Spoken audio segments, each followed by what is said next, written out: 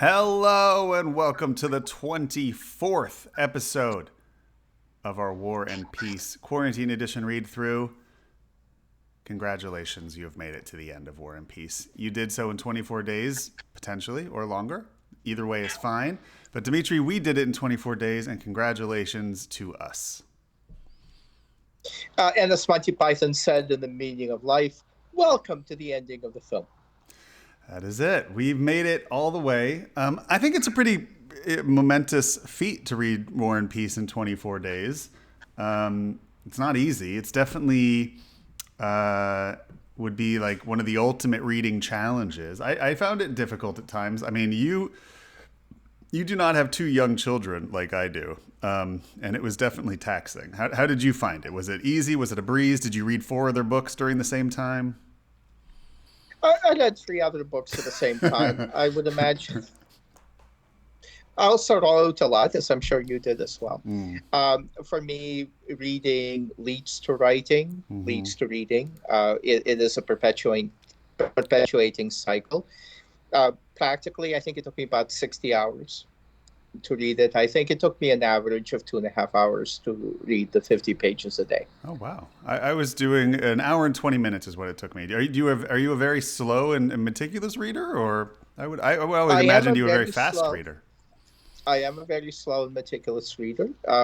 It was also my first time reading it. Right. I read all the footnotes, and I also read all the French.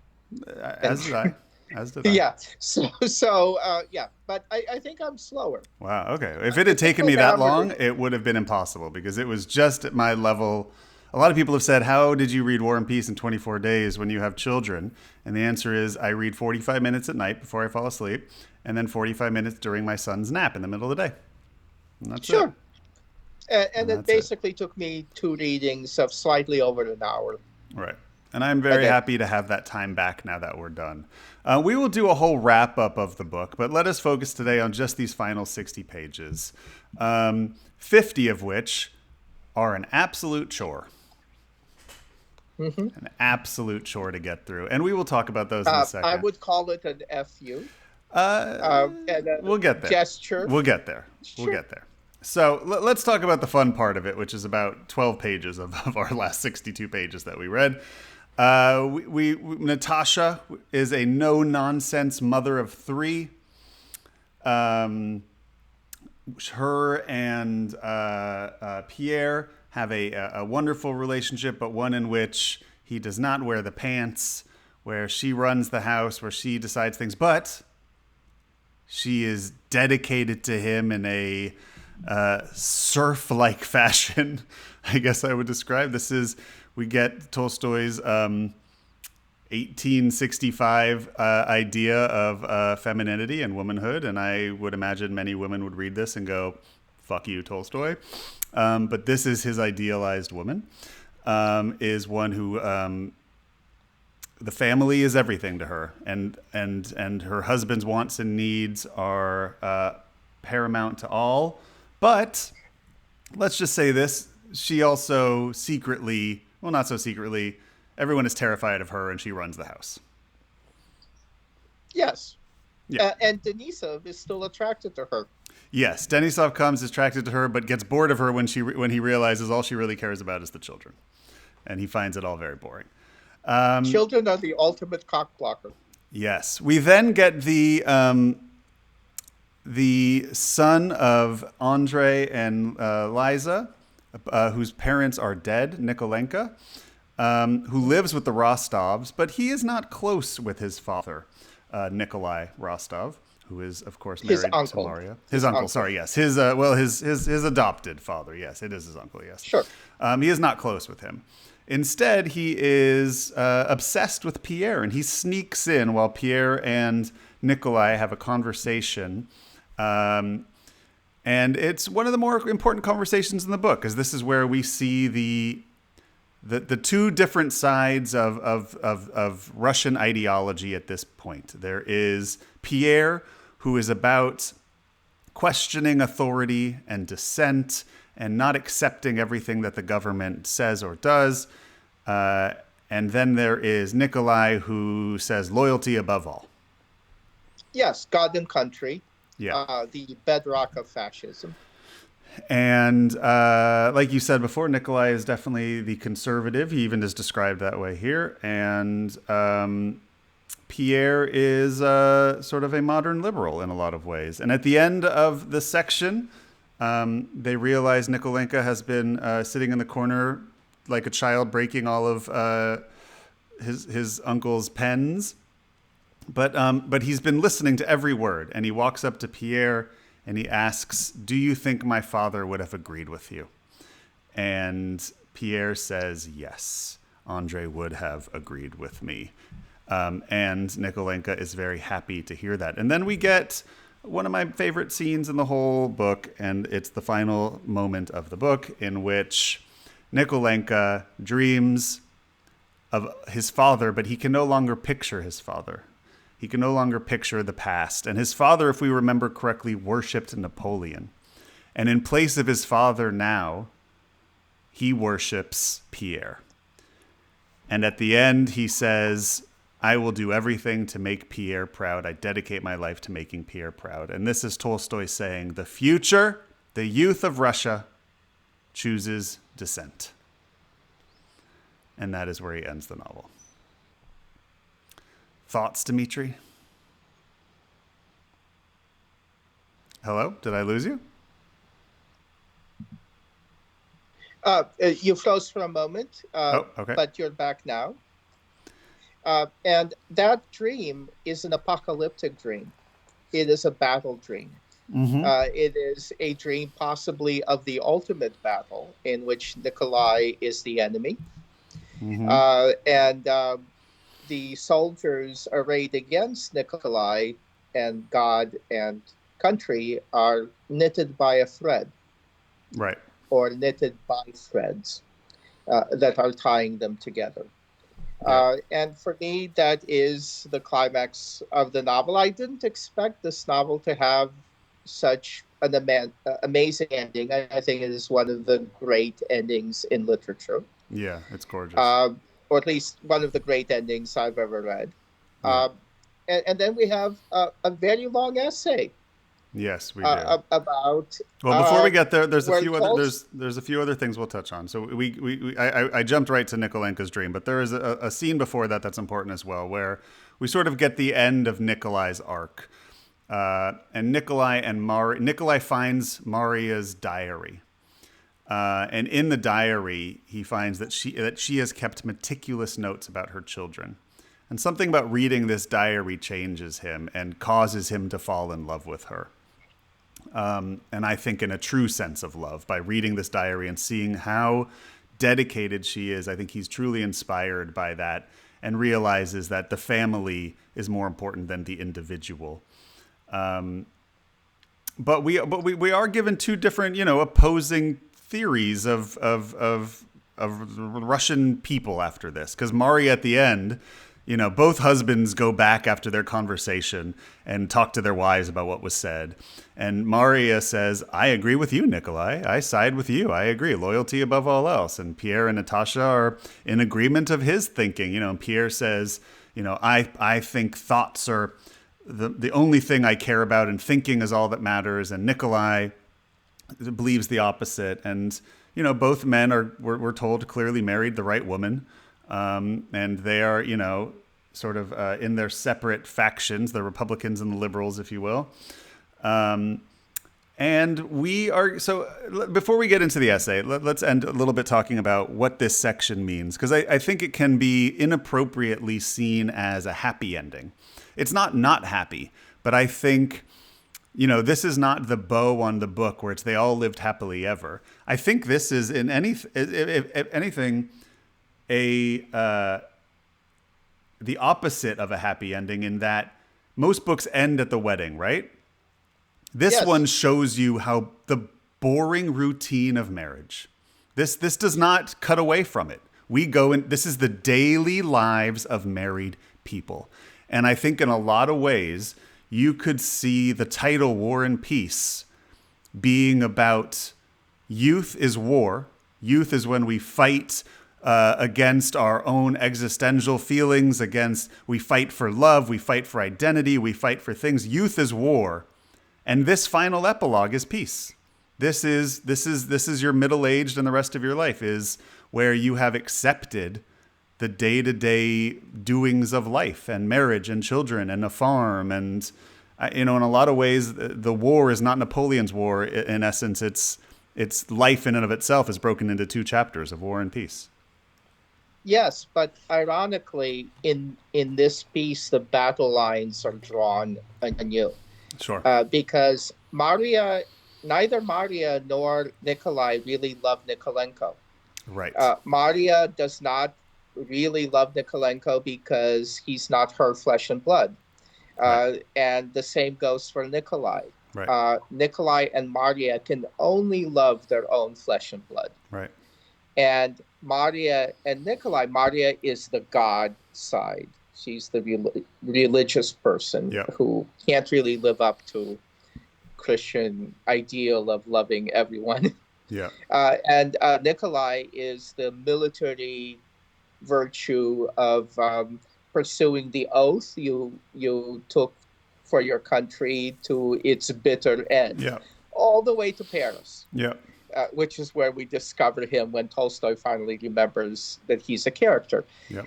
So Nikolai and Maria are God and country, opposed to Pierre and Natasha, who are something else. Yeah.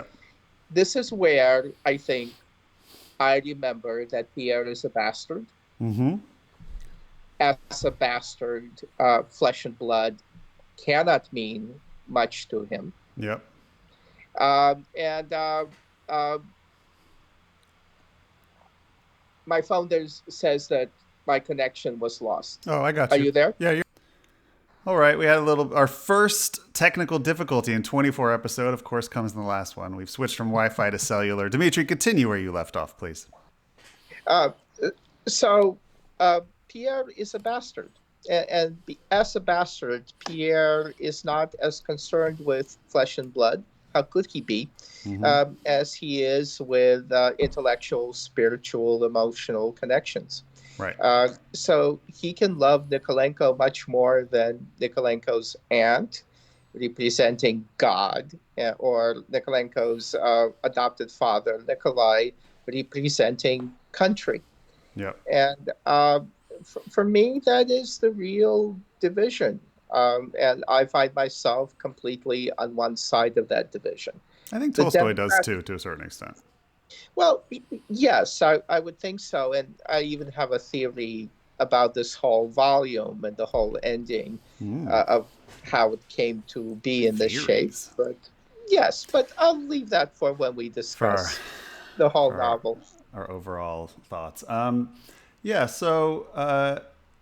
it definitely, there's something beautiful and unexpected about ending it on what was such a minor character, but we realize is really, sort of a giant metaphor for the future of Russia. And, this is a child with no parents, with no past, with no bloodline. And his hero is not Napoleon. His hero is not, a general or a soldier or a fighter. His hero is a man he's choosing to be his father, and not his actual father. And his hero is, a big fat atheist. Intellectual. Yeah. Yes, a big fat intellectual.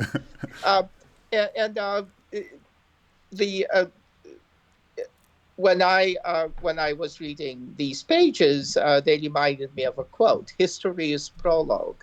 Mm-hmm. And of course, that's not the quote. The actual quote is, "The past is prologue." Right. And this whole novel reads like one long prologue. Mm-hmm. To now. To now, yeah, absolutely. And where we are now. Do you know where the quote comes from? Remind me. No, I definitely remember the Shakespeare. quote. Right, It's from Tempest, that play, that inscrutable play that nobody likes. And Antonio is the one who says that the sailor shipwrecked on the rocks of, what's his name's island, magical island. Let's Prosperous Magical Island. Prosperous. Yes. Let's talk about the second epilogue. So the second epilogue is a famously hated finale to a beautiful novel. Most people think it's unliterary, it's pedantic, it's like first time I read it, I imagined like the credits rolling, and all of a sudden the director runs to the front and goes, "Oh, guys, let me explain everything to you," and everybody's just leaving and nobody's listening, and he's like, "So the historians don't know it," and nobody's, it's like the worst Q&A ever, which is kind of what it feels like. But I think No. My Q&As were the worst Q&As. I think don't take that from me. To discredit it is to sort of miss the point. I think it's just a point people don't really like, which is that this is what's important to Tolstoy, is the getting to the truth of why history is history. Why, well, that's a silly thing to say, but why, how things happen, the very essence of what is truth in terms of the past, in terms of power, in terms of the difference between quote unquote great men. I mean, this is the culmination of his entire argument of the novel, which is the great man, the individual versus the proletariat, versus the masses, versus the people, and really who is driving the train. And I think there's an enormous amount of irony in the epilogue on Tolstoy's part, where he exhorts historians to forsake seeing history as a series of episodes in the lives of people, which is what we've been doing, which is what we've been reading for the last 1,200 pages, a series of episodes in the lives of people. Kind of the whole novel is arguing against the author. Right. And the author is arguing against himself. The author discredited everything he wrote in the end of his life, and I think you can see the beginnings of that here. I think if anything, he's saying, did we learn anything from all of this? Can we garner any actual overarching truth about life from any of this, from any of these moments, from any of these people? Are we able to paint a accurate picture of life at all? Is it even possible? Yes. And the answer to that question, when Tolstoy says, let's not look for causes of why people do things, let's look for forces and the laws of history that drive everybody. When this novel was read in Soviet high schools and Soviet colleges, the answer was, yes, we know what those laws are. It's dialectical materialism. It's a struggle among classes driven by economic forces. And that's the answer. And Tolstoy pre-envisioned that answer. He didn't know that Marx was already writing Kapital, Das Kapital, but Tolstoy kind of stumbled upon what the answer that we now know to be true. You may buy into that or you may not. For me personally, I know the answer. And it is a personal answer. It is an answer that not everybody will agree with.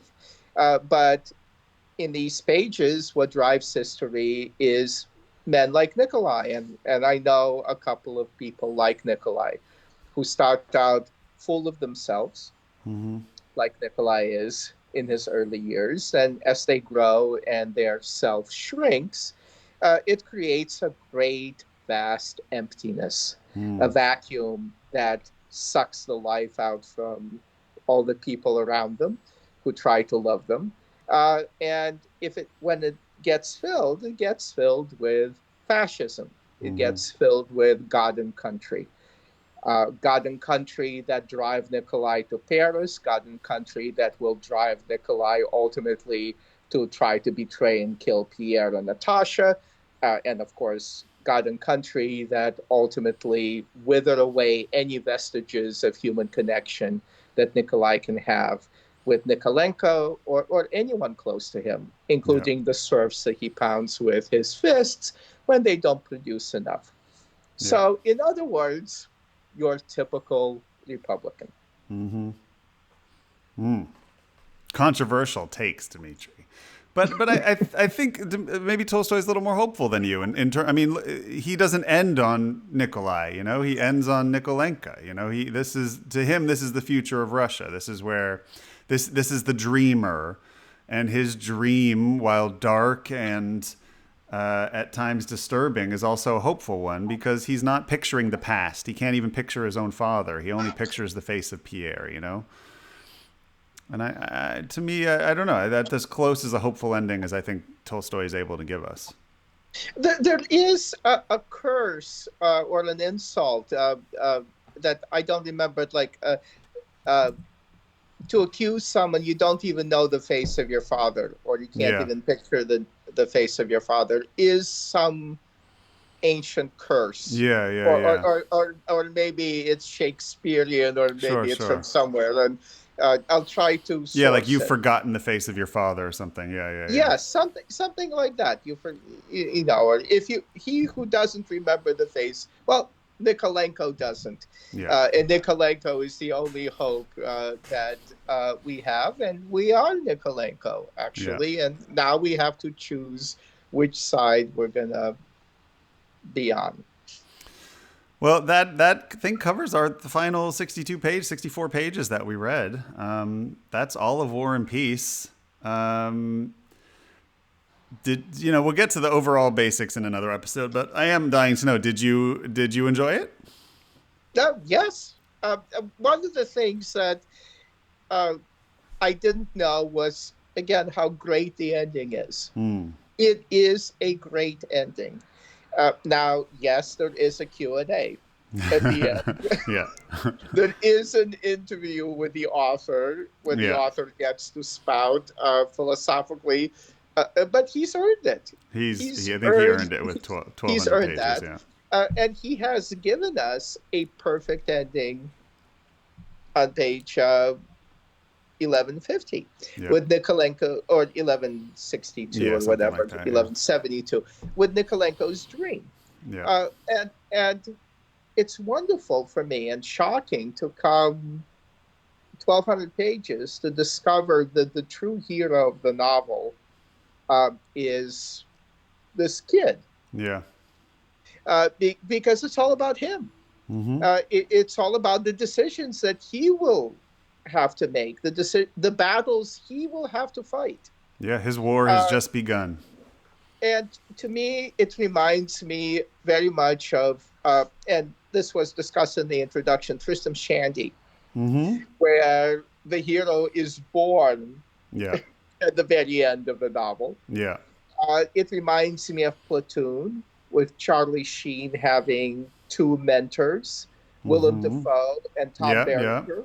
Sure. Again, the pot-smoking, intellectual, loving Willem Dafoe and the God and Country. We must fight no matter what. We must drive onto Paris and drive them into the sea. Tom Berenger. So again, this is very familiar, but also entirely new because this was the first time that paradigm has been discovered. Yeah. And it's eternally fresh. It's very vernal. There's a lot of talk of spring in these pages, and it does feel very fresh because it's so specific and, again, so unexpected. At this time, you expect this novel to end in weddings.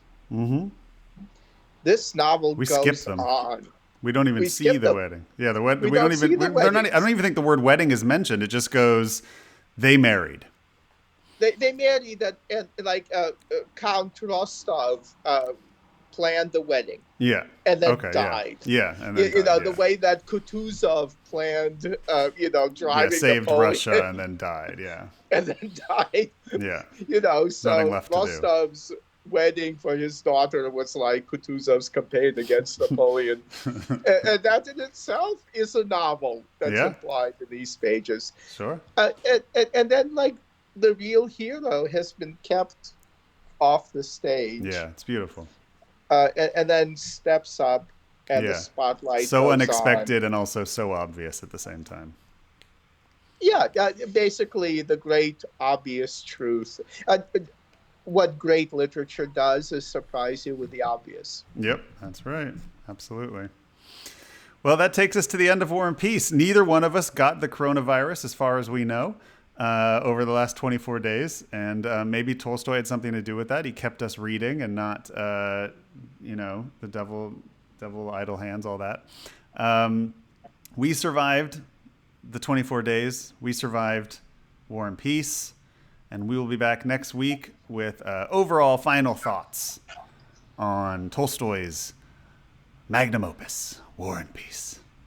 Death is an awakening, Legolas. Death is an awakening. Goodbye, Dimitri.